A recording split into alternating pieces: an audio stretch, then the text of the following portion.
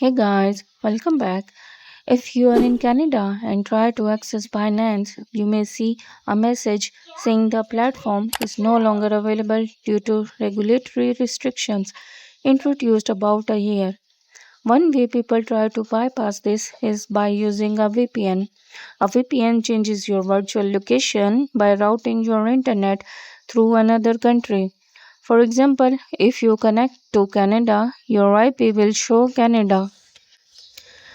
If you switch to France, it will appear as if you are browsing from there. Because of this, some users can access Binance again after changing locations. However, Binance still requires KYC verification, which means you must submit valid ID and proof of address from the country you are registering in to use full features like trading and withdrawals. It's important to note that using a VPN may go against Binance terms of service and accounts can be restricted or banned if detected. That's it for today. Thanks for watching.